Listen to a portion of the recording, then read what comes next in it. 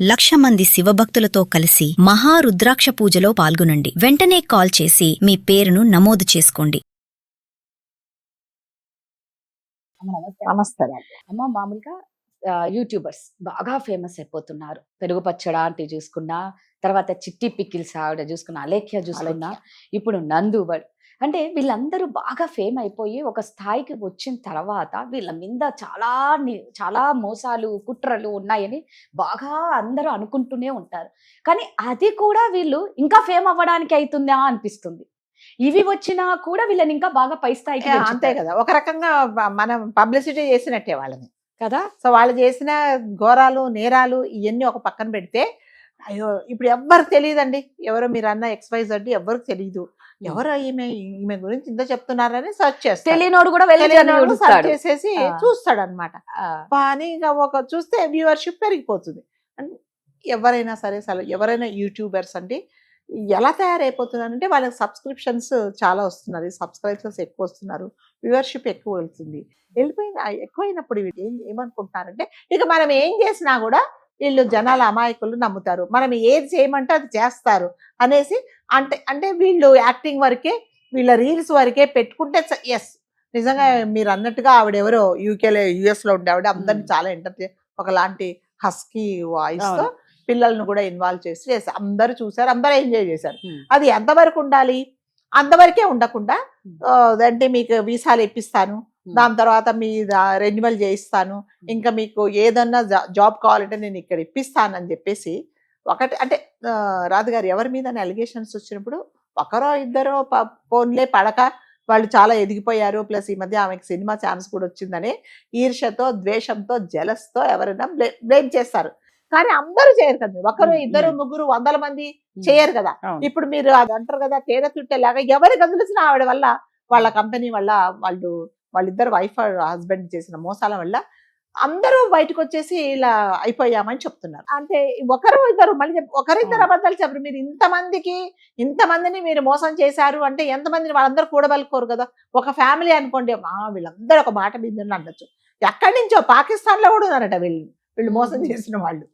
ఎక్కడ ఏ స్టేట్ లో లేరు అన్నట్టుగా. ఈవెన్ అక్కడ వాళ్ళు ఉండే కంట్రీలో కూడా వీళ్ళు మోసం చేశారు. అసలు వీళ్ళకి ఒక ఆఫీస్ అంటూ ఏం లేదు. సూట్ కేస్ ఆఫీస్ అంటారు. ఆఫీస్ లేకుంటే సూట్ కేస్ ఆఫీస్ అంటే ఓన్లీ అదేంటి ఊరికే షో పుటప్ పెడతారనమాట. ఏదున్నా సరే ఆ బ్యాగ్ లో పెట్టేసుకోవడము, మాట్లాడుకోవడం. మా దగ్గర చాలా మంది స్టాఫ్ ఉన్నారు, అసలు వీళ్ళకి ఆఫీస్ అనేదే లేదు. సో ఇలా చేసినప్పుడు ఎవరో ఒకరు ఉంటారు కదా, ఎవరో బాధితులు ఉంటారు కదా, ఎవరో ఒకరు బయటపడ్డారు. ఎవరిని చూసినా వీళ్ళ వల్ల మోసపోయిన వాళ్ళే.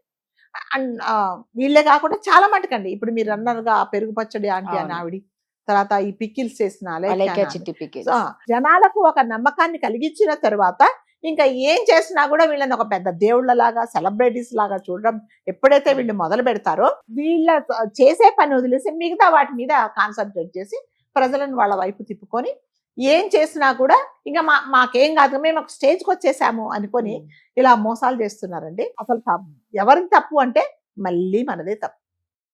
ఎవరిని ఎక్కడ ఉంచాలో అక్కడ ఉంచితే అలా కాదు. వాళ్ళని వాళ్ళని హైప్ చేసేస్తాం మనం కదా.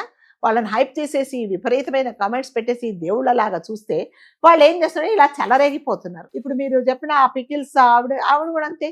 అసలు నాట్ ఎట్ ఆల్ క్వాలిఫైడ్. ఆమె ఎన్నో చేసింది. ఇంకెవరో నాకు పెద్ద తెలియదు, ఆ పెరుగు పచ్చడి ఆంటీ గురించి నాకు తెలీదు. అంటే ఇవన్నీ చేసుకోవడం అంట. అంటే మనను ఎవరైనా సరే, మన ప్రేక్షకులు మనల్ని ఆదరిస్తున్నారు, మనం చెప్పిన మాటలు వింటున్నారు అంటే వాళ్ళని ఒక ప్రాపర్ వేలా గైడ్ చేయాలా. కానీ మీరు ఎంతమందిని మోసాలు చేస్తారు చెప్పండి. జనాలు కూడా ఎలాగంటే ఇప్పుడు వాళ్ళు నందు వరల్డ్స్ అనే ఆవిడకి ఎంతమంది కొన్ని లక్షలు డిపాజిట్ చేస్తారంట. డబ్బులు ఇవ్వమనంగానే ఇవ్వడం, 2 సార్లు 3 సార్లు ఫోన్ లిఫ్ట్ చేయడం, మిగతా అప్పుడు ఫోన్ లిఫ్ట్ చేయకపోవడం. మీరు అంటే ఎవరైనా సరే, ఇప్పుడు మనం ఇది వరకు ఒక సింగర్ గురించి మాట్లాడుకున్నాము, మంగ్లీ గురించి, తర్వాత అశు రెడ్డి గురించి. వీళ్ళందరూ ఏంటంటే మోసపోయేటప్పుడు అసలు మేము పలానా వాళ్ళకి, ఇప్పుడు ఎవరికో నేను ఒక సైట్ కొనుక్కుంటున్నానండి, ఆ సైట్ నేను కొనుక్కోవచ్చా, ఇది లీగల్గా ఏమైనా ప్రాబ్లమ్స్ ఉంటాయా, ఈ డాక్యుమెంట్స్ అన్ని కరెక్ట్గా ఉన్నాయా అనేసి మీరు ఎవరిని కన్సర్న్ చేయట్లేదు. కన్సర్న్ చేయకుండా డబ్బులు ఇచ్చేస్తున్నారు. వాళ్ళు రేపు పొద్దున మోసం చేసిన ఎక్కడికి వెళ్తున్నారు, పోలీస్ స్టేషన్కి వెళ్తున్నారు. మీరు అదే చేసే ముందు ఒకసారి వెళ్ళి మేము పలానా చోట సైట్ కొనుక్కుంటున్నాం, లేదా పలానాతను అక్కడ మాకు US లో ఉద్యోగం ఇప్పిస్తానని చెప్పాడు. కాబట్టి అసలు లీగల్గా ఇది ఉందా? ఆ గవర్నమెంట్లో అక్కడ ఆ కంట్రీలో వీళ్ళు స్పాన్సర్ చేస్తేనే వాళ్ళు ఇస్తున్నారా? వీళ్ళు అసలు చేయడానికి వీళ్ళకి ఒక అథారిటీ ఉందా అనేది ఎవరు తెలుసుకోవట్లేదండి. వాళ్ళు ఇచ్చారు, వాళ్ళు అడిగారు, మేము ఇస్తాం. వాళ్ళు ఏమంటారంటే ఇప్పుడు అసలు దానికి అసలు ఆధారమే లేదు, మేము అసలు చేయనే లేదు, మమ్మల్ని కావాలని మమ్మల్ని డిఫేమ్ చేస్తున్నారని ఇది ఇంకొక రకమైన పబ్లిసిటీ. ఇప్పుడు వాళ్ళంటే ఎవరు తెలియని వాళ్ళు కూడా ఎవరో ఈ మాట ఎక్కడో ఆ సినిమాలో యాక్ట్ చేసిందంట అనేసి మళ్ళీ క్లిక్ చేసుకొని చూస్తున్నారు. అంటే అవసరం లేని వాళ్ళకు మనం ఇంపార్టెన్స్ ఇస్తే ఇలాంటి అరాచకాలే జరిగిపోతాయి. వాళ్ళని ఎంతవరకు నమ్మాలి, ఎంతవరకు వాళ్ళని ఎక్కడ పెట్టాలనేది ఆలోచించండి. మీరు మంగ్లీ ఆవిడ విషయంలో కూడా అక్కడ ఉన్నాయి సైట్లు, ఇక్కడ ఉన్నాయంటే ఇష్టమైన డబ్బులు పట్టిస్తారు. అసలు ఎంతవరకు ఇది నిజం అనేది ఎవరు తెలుసుకుంటున్నారంటే మా పక్కన వాళ్ళు పెట్టారు, పైన వాళ్ళు పెట్టారు, మా ఫ్రెండ్స్ పెట్టారు, మా చుట్టాలు డబ్బులు పెట్టారు కాబట్టి నేను పెడుతున్నా. మీరు అలా చేసే ముందు ఒక్కసారి లీగల్గా కానీ లేకపోతే మీరు పోలీస్ డిపార్ట్మెంట్ వాళ్ళని కానీ కన్సర్న్ అథారిటీస్ కానీ మీరు అప్రోచ్ అయ్యి అసలు ఇది చెయ్యొచ్చా, ఇది చెయ్యకూడదా, ఇది ఒకవేళ చేస్తే మేము మోసపోతామా అనేది మీరు కనుక్కోవాల్సింది. ఇప్పుడు వాళ్ళు ఎవరో ఉద్యోగాలు ఇప్పిస్తా అన్నారు, మీ రెన్యువల్ మీరు స్టే చేయడానికి ఇక్కడ మేము ఎక్స్టెండ్ చేయిస్తాము, మేము ప్రాసెస్ చేస్తాన్నప్పుడు అసలు వీళ్ళకి ఎవరిచ్చారు అథారిటీ? వాళ్ళు ఎక్స్టెండ్ చేస్తాము అన్న మాత్రాన మేము అక్కడికి వెళ్ళొచ్చా? అది రాంగా? మరి అక్కడ ఎవరిని మేము కన్సర్న్ చేయాలి అనేది మీరు కనుక్కోవట్లేదు.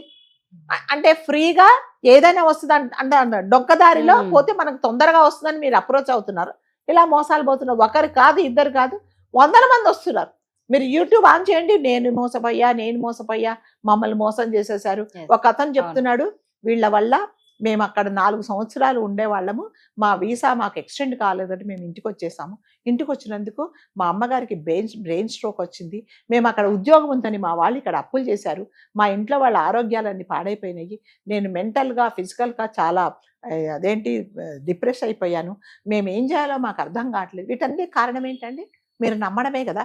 అండ్ ఎవరినైనా సరే రాదు కదా, ఒక అడ్వైజ్ ఏంటంటే మీరు ఎవరికైనా ఏదైనా డబ్బులు ఇస్తున్నప్పుడు ఈ డబ్బులు వీళ్ళకి ఇస్తే నాకు పని అవుతుందా, పని అవుతుందని వాళ్ళు చెప్తున్నారు, ఇది అసలు అతను పని చేస్తాడా లేదా, ఏదైనా ఉద్యోగం కానీ మీ రెన్యువల్ చేయించుకోవడం కానీ లేకపోతే ఇంకా ఏ విధమైన మీకు గవర్నమెంట్ పరంగా మీకు సహాయం చేస్తున్నారు అంటే అసలు వాళ్ళకేం అథారిటీ ఉంది? వాళ్ళని ఎవరు సర్టిఫై చేశారు? పలానా నందు గ్రూప్స్ వాళ్ళు ఎక్స్టెండ్ చేస్తే మేము తీసుకుంటాము అని ఉందా? అసలు డబ్బులు జనరల్గా అయితే ఈ వీసా ప్రాసెసింగ్లో అంత డబ్బులు అయితే ఖర్చు పెట్టరండి. వీళ్ళు ఇన్ని లక్షలు తీసుకుంటున్నారు, ఒక్కొక్కరి దగ్గర 20 lakhs అంట, అలా కొన్ని కోట్లు చేశారు. ఇప్పుడు చూస్తే అమాయకంగా ఏం చేస్తున్నారంటే మాకేం తెలియదు అనే చెప్తున్నారు. వాళ్ళు చేసిన వాళ్ళు అంత తొందరగా ఒప్పుకుంటారు కదా? ఎవరు ఒప్పుకోరు. లేదు, ఇప్పుడు బాధితులందరూ ఎవిడెన్స్లో సహా అందరినీ చూపిస్తున్నారు. మీరిద్దరు కూడా ఒక ప్రెస్ మీటింగ్ పెట్టి మీరు చెప్పండి అందరికి, లేదు మేము చేయలేదు, నీ దగ్గర ఎవిడెన్స్ ఉంది కదా, ఇది ఎప్పుడు కట్టావు, ఏం కట్టావు, నీకు నేను ఈ డబ్బులు 15 లక్షలు కట్టినందుకు మేము నీకు రెస్పాన్స్ ఇచ్చామా లేదా, కట్టిన వరకు మేము మీకు పని చేశామా లేదా అని మీరు మాట్లాడండి. ఎవరు మాట్లాడటం లేదు. ఇప్పుడు మంగ్లీ గారి విషయంలో కూడా అదే జరిగింది కదా. ఎవ్వరు బాధితులు మాత్రమే మాట్లాడుతున్నారు కానీ వీళ్ళు మోసం చేశారు అనే వాళ్ళు మాత్రం ఎవరు మాట్లాడటం లేదు. అది మాట్లాడనంత వరకు ఇలా జరుగుతూనే ఉంటది. కాబట్టి మీ వైపు నుంచి ఏమైనా తప్పు లేకపోతే కంపల్సరీగా మీరు మాట్లాడండి. ఇక్కడ అఫీషియల్స్తో మాట్లాడండి, ఇక్కడ ఛానల్స్తో మాట్లాడండి, ఎవరితోనో ఒక మీటింగ్ పెట్టుకోండి. మీరు ఇవన్నీ ఉండవు. మీరు ఏమీ మాట్లాడలేదు అంటే తప్పు జరిగినట్టే. కాబట్టి డబ్బులు ఇచ్చే ఎవరికైనా ఎవరు డబ్బులు ఇవ్వాలన్నా గవర్నమెంట్ ఆఫీసులలో ఉద్యోగాలు కావాలంటే కూడా అట్లాగే బ్రోకర్స్తో డబ్బులు ఇస్తున్నారండి. వాడు డబ్బులు తీసుకుంటున్నాడు, వెళ్ళిపోతున్నారు. అయ్యో మేము పలానోడు మా అబ్బాయికి ఉద్యోగం ఇస్తానండి, 10 లక్షలు ఇచ్చామండి, ఇప్పుడు కాదంటున్నారు అంటే నువ్వెవరిని అడిగిచ్చావు? ఆ 10 లక్షలు ఇస్తే సార్ మీ ఆఫీసులో పలానోడు అడుగుతున్నాడు 10 లక్షలు మేము ఇస్తున్నాము, మరి ఇతను అథారిటీనా ఇస్తుందా ఉద్యోగం? ఎవరు అడగట్లేదు, గుర్తు చప్పుడు కాక డబ్బులు కట్టేస్తున్నారు. రేపు పొద్దున ఏదన్నా జరిగినప్పుడు పోలీస్ స్టేషన్లో మాకు న్యాయం జరగాలి, మేము బాధితులము అంటే ఏ విధంగా ఎవరు హెల్ప్ చేస్తారండి? కాబట్టి దయచేసి ఇలాంటి చేసేవాళ్ళు మాత్రం కంపల్సరీగా రూల్ ప్రకారం ఉందా లేదా అనేది తెలుసుకో. చాలా జాగ్రత్తగా ఉండండి. ఏదో బాగా ఫేమ్ అయ్యారు కదా అని మనకి వాళ్ళు చెప్పినట్లు చేస్తే కొన్ని మోసపోవాల్సి వస్తుంది. థ్యాంక్ యూ అమ్మా. Thank you.